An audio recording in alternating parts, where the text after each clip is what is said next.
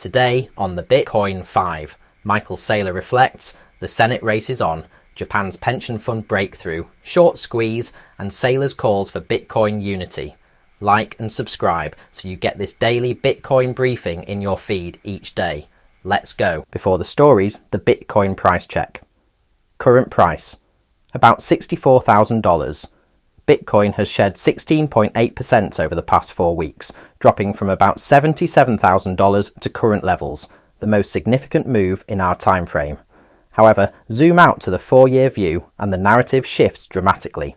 BTC is up 210% from about $20,600 in June 2022, underscoring the importance of perspective during volatile periods. Michael Saylor shared a remarkable retrospective on Strategy's Bitcoin journey.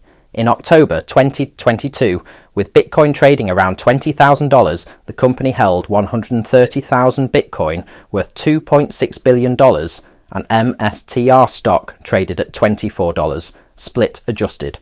By year-end 2022, after Bitcoin crashed below $16,000, Strategy's debt exceeded their combined Bitcoin and cash reserves by roughly $300 million, with the stock falling to $13. Fast forward to today, Strategy has raised over $60 billion in additional capital and acquired more than 716,000 additional Bitcoin, bringing total holdings to 846,842 Bitcoin. Senate races the clock on crypto regulation.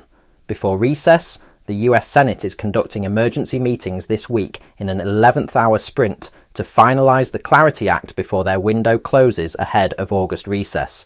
According to reports, if lawmakers miss this narrow opportunity, the next realistic chance for comprehensive crypto legislation may not arrive until 2030. The stakes are substantial.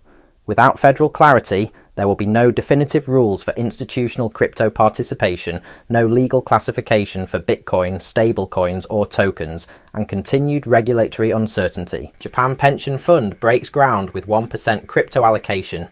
Japan's National Business Corporate Pension Fund, managing 21.3 billion yen in assets, announced it will begin allocating 1% of its portfolio to crypto. The move represents a significant milestone in institutional adoption, as pension funds have historically been among the most conservative investors due to their fiduciary obligations to retirees. This allocation follows a broader trend of institutional legitimization, accelerated by Bitcoin spot ETF approvals and increasing regulatory clarity in major economies.